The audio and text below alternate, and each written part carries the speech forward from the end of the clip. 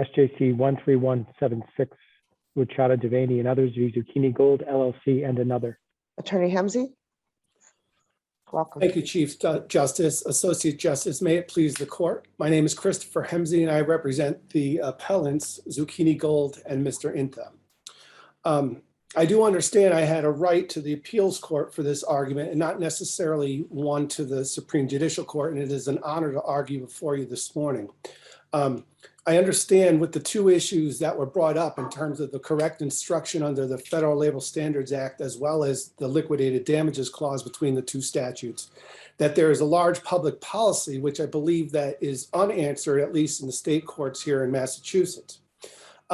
The context of our trial below before Judge Wilson was it was a damages only trial after having found a violation of the overtime law under the FLSA. It was done on a summary judgment from Judge Ames in the Suffolk Superior Court.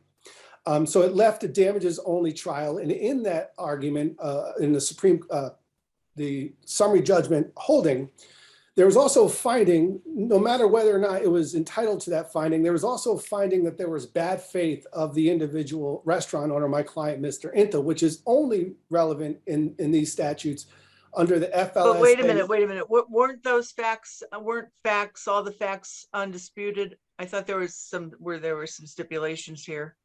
There were factual stipulations. And was this disputed, the bad faith issue?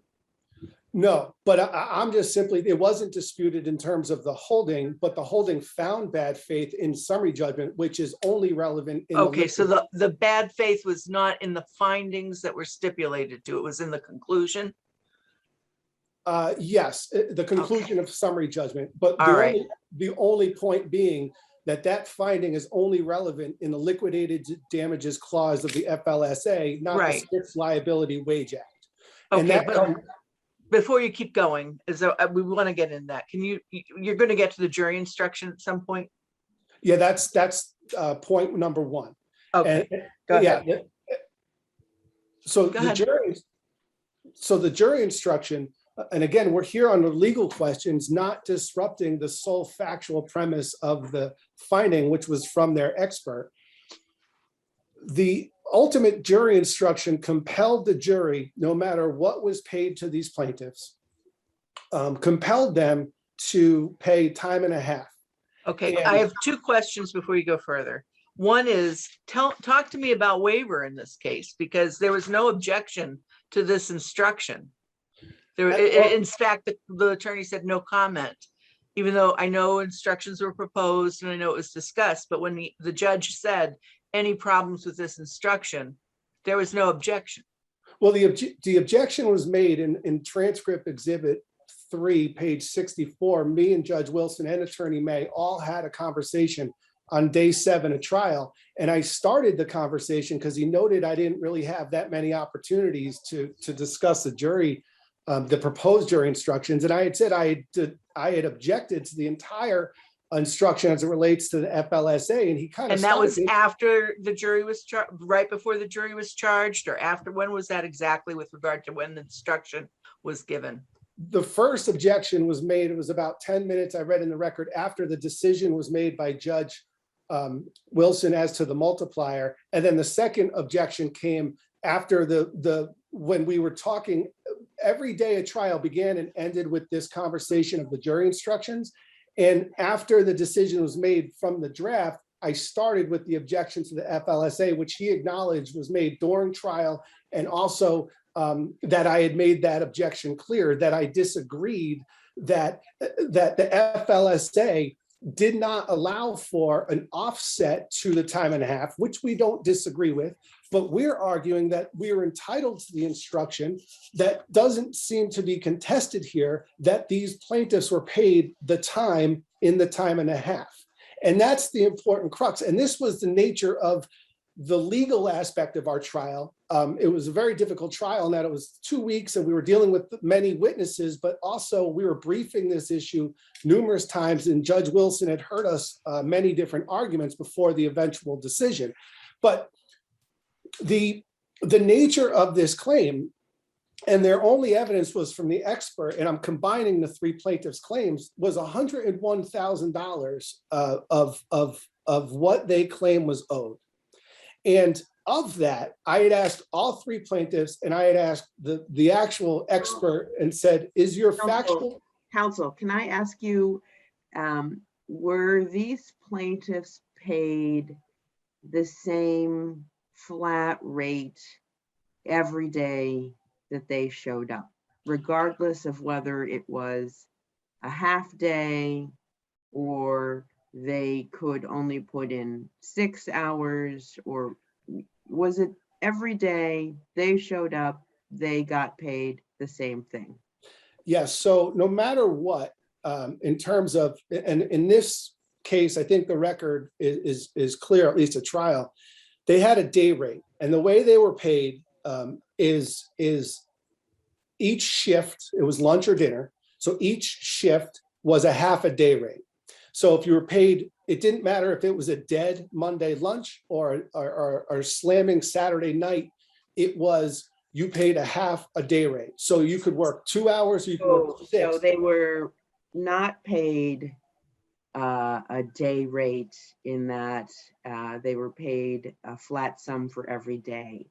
If they showed up for the morning shift, they were paid half, they were paid whatever that shift rate was. Correct, And a half a, as defined by a half a day rate. All right, so what in your estimation is the fraction that allows the FL, I'm gonna get that wrong, section FLSA. 778.112 to be triggered? Well, Because I don't- here you're saying, I'm protected, I employer am protected by this provision when I half the day rate. What if I 1/8 the day rate? That is, for every 1/8 of a day you show up, I pay you this rate. Would that fraction work also under the section 778.112 in your estimation?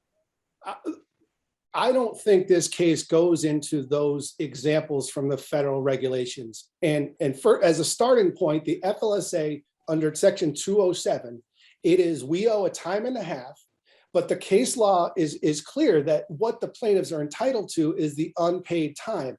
So I just think that's the rule. And it's not contested, at least my reading of the appellee's brief, it's not contested that these plaintiffs were paid for the time and a half. What they make is the academic argument that I don't fit within an exception to get the 0.5 multiplier, such as in section 0.112. However, in Thomas, the 11th Circuit Waste Pro case, Thomas in Tampa, it spoke about when you're looking at things, the fact that you get a half a day rate for half a day does not take it out of what I'm arguing to be this case, which is ultimately it's a day rate.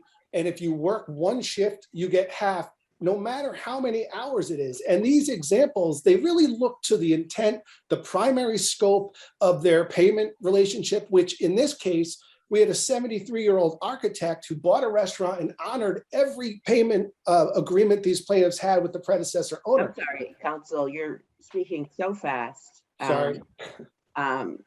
What was the case that you said proved the half-day rate? Thomas versus Waste Pro, which just dealt with these concepts that these things after section 109 are simply examples. They're not necessary precedent. And I'm sorry, Thomas is from what circuit? I believe it's the 11th Circuit. It's down at Tampa. It was in my brief, Your Honor. Okay, thank you. But anyway, the point is it's not into these rigid constructions of whether or not it fits into the example.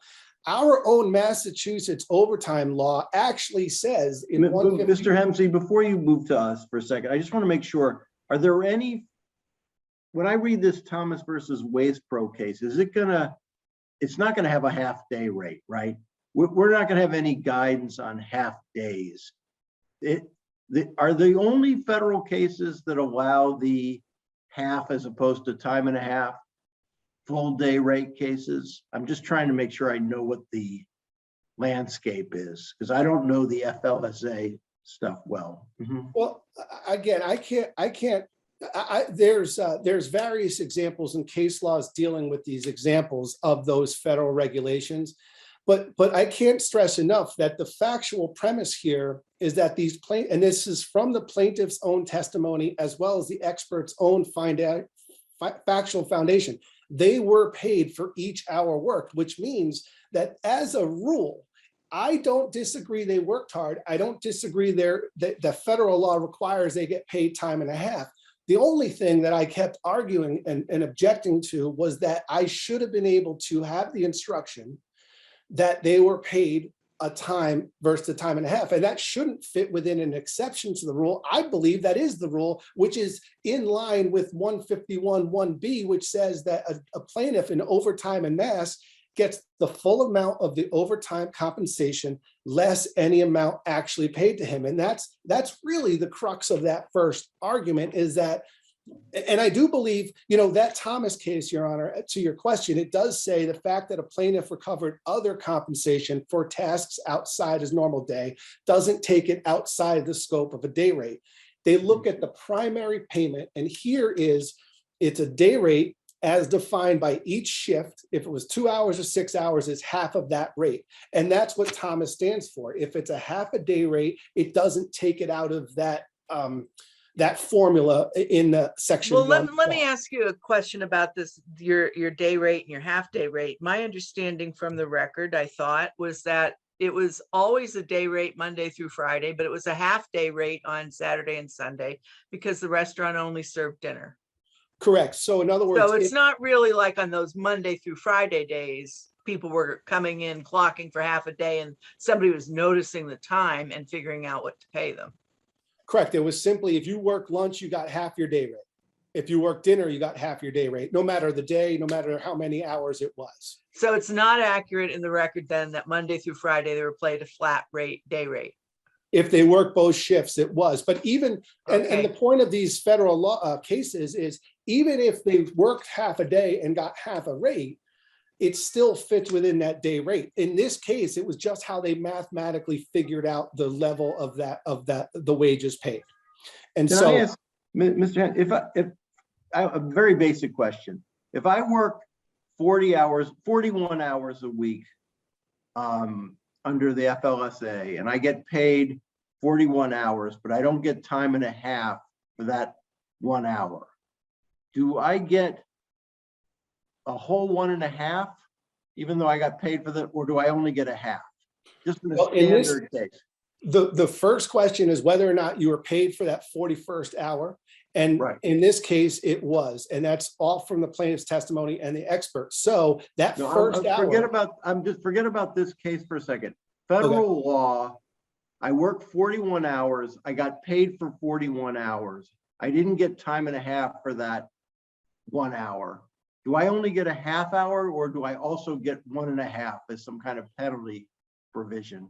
The case law in terms of that, it's to make them whole, not give them a windfall. And it's the half hour, which gives them the overtime wage rate, because it doesn't ignore that they were paid the time and the time and a half. That's consistent in O'Brien and Lupien, the cases I cited in the brief, as well as our own Massachusetts statute. If I can go to the second issue. You only get the time and a half when you've not been paid at all for that 41 for that last hour. You only get it when it's there's plenty of cases where these plaintiffs weren't paid anything after the 40th hour. And in that case, yes, it's time and a half. That is your step one. And then from that damages, you go down and say, okay, what did you get paid from that entitled rate of time and a half? And in this case, it's uncontested. They got paid for every hour worked. And therefore, when their only evidence was they were singular damages of $33,000. That was what the half was. And they argued for $101,000, and the judgment came to $548 with these liquidated damages. And these statutes are designed to not reach an absurd or an unreasonable conclusion. And the facts, their facts, which I don't question for purposes of the appeal, is that they were out of pocket $33,000 because they were paid a time and a half. Just to follow up on Justice Kafker's question. So are you saying that the statute is designed just to make them whole, not to punish the employer in any way? They're just supposed to get the time and a half they were supposed to get all along? Well, there's 2 points. In these statutes, the FLSA and Wage Act have teeth. And it's to stop the unreasonable detention of wages. So the first step is, yes, you make them whole, but as defined under the liquidated damages, that includes a double damage in FLSA or a triple damage strict liability under our Wage Act. And on top of that is the attorney's fees. So it's not the single damages makes them whole. And the case law says not to provide a windfall, which this is, because what happened I completely understand you're saying they got 1.5 versus 0.5. I get that. I was just trying to figure out, and you are telling me that yes, the FLSA does allow for sort of a punishment, if you will, to the employer. It is a predefined liquidated damages, which, if I could briefly just on that second point, the case law seems to come down to the crux of whether or not you could bring an argument in federal and state court. And if you can, then you could choose either statute for your invoicement of liquidated damages. In this case, they could not bring this in state law because of the exemption that existed since the overtime statutes enactment in 1960 of the restaurant industry. So the quick argument, as briefed, was simply that you look at the common sense, as the Donis and the Jinx course most recently in the Arias Villano case, you look at that common sense approach, the Crocker and Townsend oil, where the Supreme Judicial Court said you can get these damages, but not the overtime rate. There is an attempt to look at the intent of these legislatures, and every other reading by allowing the Wage Act to enforce a federal violation really doesn't, it ignores the statutory intent of the exemption of the restaurant industry. And I feel like that's why, and I preserve this in the jury instructions in September prior to trial. This was the issue of trial, and it wasn't for the jury. We had discussed that it was an issue for the judge after the jury did its singular damages calculation. So I just believe that there is a half owed if you can prove that you're paid the time and a half, and for a federal violation of statute without a corresponding state violation, which we have here, they paid on time and they paid the minimum wage, that it should be enforced by the FLSA. So they should get double. They should get double then under the FLSA, not triple. Correct. And it's either way attorney's fees, which that hearing on attorney's fees, you have to also consider why we're here. And if I'm correct that they got 9 times damages by coming in without accounting for getting paid a time to the time and a half, that's a huge factor. This case is going to trial because we're aside 2/3 of their claimed argument. Right. Counsel, along those lines, just can you tell me what your position is on whether it's divisible by 40 hours a week or the actual number of hours worked? I think that's clear. The judge held it's not an issue of appeal, but it is actual money paid divided by actual hours worked. And that gives us our actually paid regular rate by which, the expert presented to the judge. And I accept that for purposes of this appeal. It's using actual, which gives us actual amount paid. And in this case, it was on time and sufficient for our minimum wage requirements. And so that's really what you're saying. Oh, that reminds me, the minimum wage count. What happened to that? In all of the expert numbers, it was above minimum wage when he did the. But it's not on the docket. It's not in the decision. I don't see anything taking care of this count. Well, I think that there was no finding that it was below the statutory required minimum wage. It was just simply the Wage Act was violated because of the OT time and a half FLSA provision violation as found at summary judgment. So with the wage number as well as the timing of payment, there was no independent Wage Act violation by my client. So even though there's no docket entry on this count and nothing in the opinion about this count and the lower, you're saying this count, the judge found no problem. Yes, the damages were based on the 2 issues that we had discussed. Okay. Okay, thank you. Thank you all.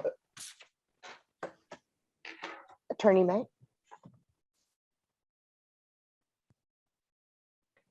You're on mute.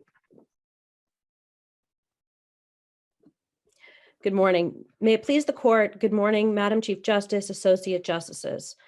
I am Michaela May, and together with Eric LeBlanc, I represent the appellees. This court must affirm the decision below. Before I begin, I would like to address a point made by my brother counsel. With all due respect to brother counsel, the record was quite different than presented here. I would respectfully point to Appendix 3, pages 34 and 35, stamped Devaney 63 and 64. Those show that when my clients worked less than a full day, for example, because they attended a doctor's appointment, their wages were cut. This is a critical point because it invalidates any day rate scheme. It was contested at trial that the plaintiffs were paid a day rate as defined under the FLSA. And it's that those deduction from wages and addition to wages that invalidated the scheme. So I wanted to be clear about that before I delve into the rest of the argument. Appellee's reading of the FLSA and the Wage Act is convoluted and it's incorrect. Their position contradicts the plain language and the remedial purposes of these statutes.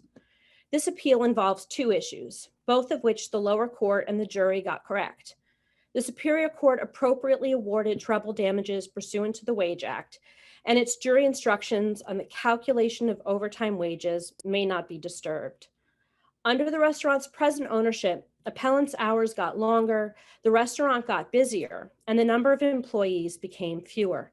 A pay scheme that initially covered 40 hours expanded and expanded with no overtime whatsoever. Okay, counsel, can I ask you to just follow up on a question that your brother was addressing? Do you agree that the trial judge found that this is a situation where we're going to take actual pay and divide it by actual hours? Is that what happened? So that is what the judge did. There was uncontroverted evidence that the pay scheme was established during prior ownership when the plaintiff's hours were affirmatively limited to 40 hours per week. There was extensive testimony about this that was completely uncontroverted. To wit, the restaurant shut down its lights in the middle of the day, and the prior owner required the employees to effectively record their hours through a point of sale system. What the new owner did is he expanded the hours, he cut the staff, the restaurant got busier, and he refused to hire more people, which is what the FLSA tries to stop. It tries to encourage employers to employ more workers, and it seeks to compensate employees for the burden of a long work week. You know, these are the statutes. It's not addressed on how hard you work during the hours.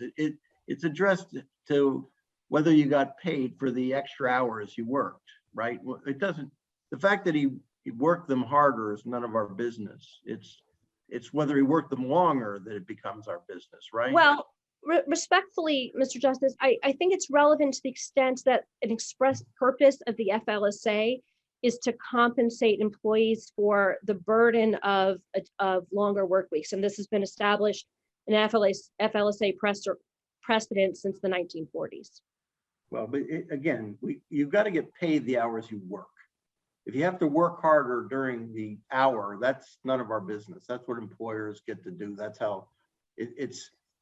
So why don't we just deal with the issue about how many hours they worked and how many hours they got paid. So as opposed to, and also who cares what the prior owner did? It's what this guy did, right? Well, according to Mr. Inta, he took over the scheme. He says he kept everything the same. So I think they brought it up. I think they've made it relevant, and the agreement was created under the prior ownership. So we can't measure that, can we? We can't factor how hard they were working into this calculation. All we can really do is look at how were they paid, how many hours did they work, were they deprived of overtime? And if they were deprived of overtime, are we factoring this by 1.5 or are we doing 0.5? Right? Sure. And there's several reasons to that. If Your Honor would like me to jump into the FLSA, I'm happy to do that. intended to begin with the Wage Act, but I can do that if you wish. Well, I just want to make sure that, what you're talking about, how hard they're working, and that we can't factor that into anything. So whether it's the Wage Act or the FSLA, it doesn't matter. Let me clarify. So the reason that it came in is I was asked, did I agree that the denominator was the entire hours worked over the week, which of course we don't know what that sum is for any week, or was it 40 hours? And our support for 40 hours was the uncontroverted evidence that this this pay scheme was created at a time when they worked 40 hours. Because the denominator under the law is all hours for which it was intended to compensate, it was our position at trial that 40 hours was the proper denominator. The judge disagreed, and he made the denominator all hours worked. That said, I admit that we're not an appellant in this case, and we are asking that the judgment be affirmed, because regardless of the denominator, we believe that the 1.5 multiplier was necessary and lawful. Can you explain the last part? So I am a little confused now. And so if under federal law, if you work 41 hours, that last hour should be compensated at 1.5. But if you were paid for 1 hour, you only get to collect the half hour, right? So I thought that was an excellent question. And I think the answer to it illustrates why the court should do 1.5 here. So if I'm paid, if I work 41 hours in a non-exempt job, Right. and I am being paid on a true salary basis, then my compensation is for those 40 is going to be for all hours worked. And a true salary basis means if I work 35 hours, I get my salary. If I work 45 hours, I get my salary and a 0.5 overtime premium. However, if I'm an hourly employee, let's say I'm paid $20 an hour, I'm not going to get paid for 40 hours when I work 35, but when I work over the 40, I'm getting the 1.5. And if this court looks at the cases concerning, and the factual findings here are what? That they worked how were they paid? sure. So they were they were paid certain sums for certain days of the week, Monday through Friday, one sum typically, and Saturday and Sunday, which were shorter days, a different sum. But there were things that the employer did here that made it such that this wasn't a real day rate. They weren't actually being paid for the whole day. So if this court looks at Appendix 3, page 35, Ms. Devaney took half a day off on a Thursday to go to the doctor. If this was a true day rate scheme, she would have gotten the full day. If we look at Appendix 3, page 34, it actually says she worked from 3 to 9:30 and she was paid for 6.5 hours. So these records show that this wasn't a real day rate. So it's not a day rate, nor is it treated as an hourly rate? What is it? Is she an hourly employee or a day rate employee then? I mean, I think she's really neither. Okay, so if she's neither, what does federal law tell us what to do? Because that's sure. So we take I'm starting to get even more confused. Sure. And I mean, part of the reason for this confusion is they didn't keep these records. So the records I just produced, we only have a few of them, and we only have them because my clients kept them. It came across in the trial that some that they had were never produced, but regardless of what's called, can you answer Justice Kaffer's Sure. questions? So I'm also interested in that answer. Yeah, absolutely. So you take all of the hours that are worked in the week, and then you have to calculate the premium paid for hours in excess of 50. So what we had asked the judge to do, and what I think would have been correct, would be to take the amount paid, divide it by 40, and do 1.5. Here, recognizing that we're not So Ms. May, did the judge then convert this into an hourly employment structure and then apply federal FLSA hourly employee rules to this rather than, it's not a rhetorical question because I'm just now confused because I've got to go back and learn. I don't remember the record. The FLSA is complex and there are places where it can be clear as mud. And I think a thorough understanding of this is very helpful. So first, the court has to calculate the regular rate. So you take all of the compensation paid for the week, and that would include, additional compensation, if they received commissions, et cetera, all types of compensation that they receive that are calculated in the regular rate under the statute and the regulations. And then it's divided by the number of hours per week for which that compensation is intended to compensate. But that divides that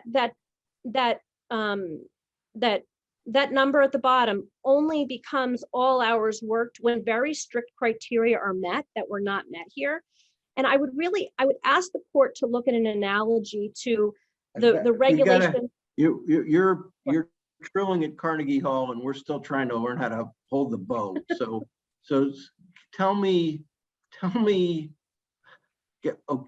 are we dealing with the hourly employee rules, or are we dealing with something else? And if we're dealing with the hourly employee rules, how many hours did she work according to, and how many overtime hours were there, and were they paid at 1.5 or 1? I'm just trying to. Sure. So they were paid. Sure. It was resolved on summary judgment that they were paid no overtime whatsoever.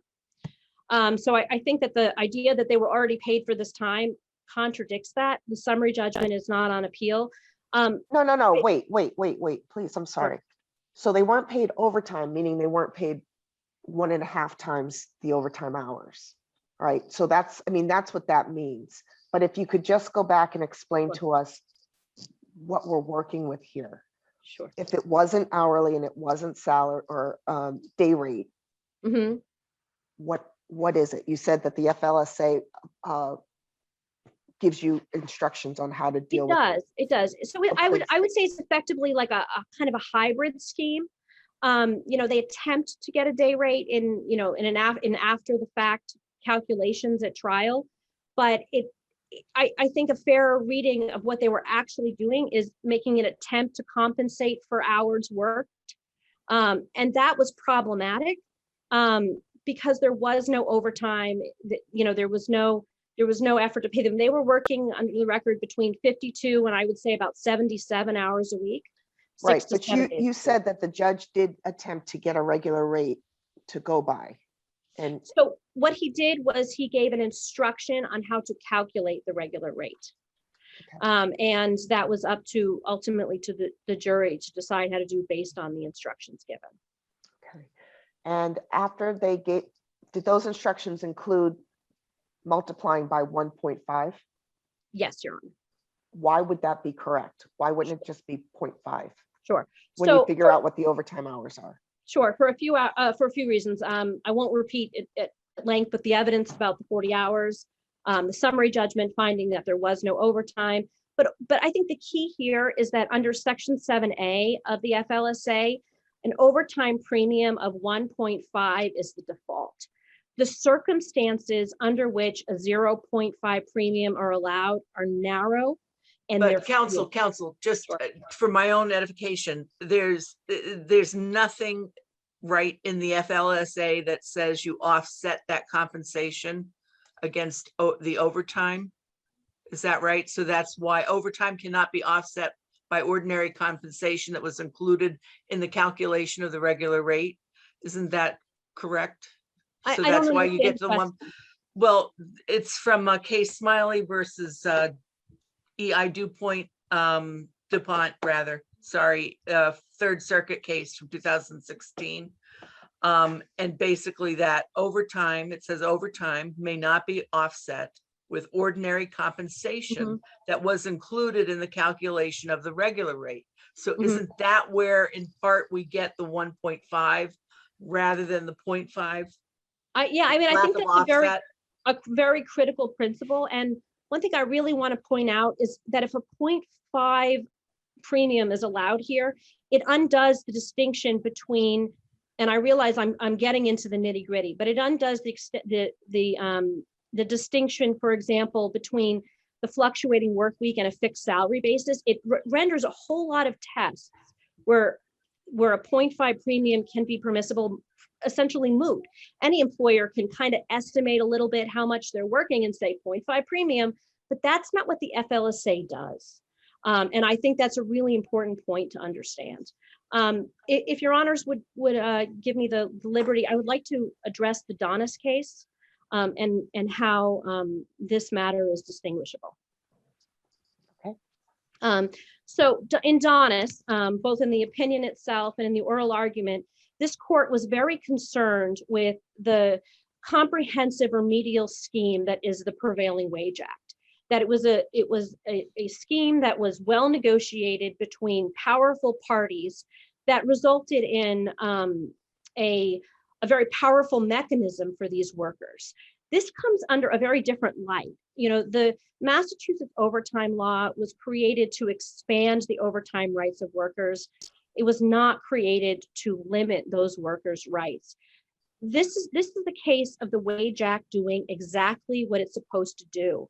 If this court decides that the Wage Act has no interest in overtime under the FLSA, it ignores that wages by their plain meaning include include overtime. It ignores this court's language in Summers where any concerns about a windfall are really concerns that restaurants that don't follow the law get a windfall.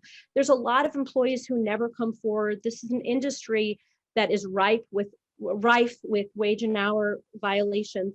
And when a restaurant like Rice Barn here doesn't follow the law, it makes it much more difficult for the restaurants that do. Can I ask you a question about that? Absolutely. So then when our Wage Act exempts restaurant workers from overtime, any restaurant worker then could just file a complaint under the FLSA, right? And then they would get the triple damages due under the Wage Act. And so then that would just sort of be circumventing the part of the Wage Act that says that restaurant workers don't get overtime. Sure. Is that So, correct? the Wage Act itself does not exempt restaurant workers. Restaurant workers are covered by the Wage Act. When the legislature amended the Wage Act to include treble damages in or around 2008, it did so at a backdrop in which restaurant workers were entitled to FLSA overtime.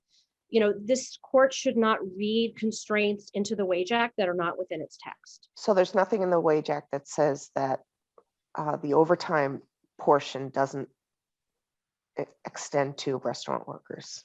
I misunderstood that. The Wage Act, Chapter 149, Section 148 says nothing about exempting restaurant workers. Is there anything in the overtime? Yeah, in the overtime. The overtime statute does exempt restaurant workers. Okay. But again, the cases that are cited, for example, Crocker, the Crocker plaintiff did not bring an FLSA claim. It wasn't before this court whether that was part of their wages. In Donis, it was a very different claim. I think it's important to understand that if I'm a restaurant worker and I work 60 hours and my employee doesn't pay me, I need to be able to go to one place. I just want to make sure that I got the answer to my question, which is any restaurant worker who feels like they didn't get their overtime can sue under the FLSA and then get the treble damages under the Wage Act. And that's they can sue under the FLSA if it's an FLSA violation. Right. There are certain, for example, there has to be enough gross revenue. If you have a very small restaurant. Okay, but assuming you have all of that, Mhm. like your clients did, right? Mhm. So they sued under the FLSA, Mhm. and they're now wanting to get treble damages under that provision of the Wage Act. And in that way, they're getting their money, their overtime money under the FLSA, and then getting it trebled under the Wage Act, where they would not be able to do that if they were suing solely under the state statutes. That is accurate. They're not getting double and treble, to be clear. And I No, also I understand.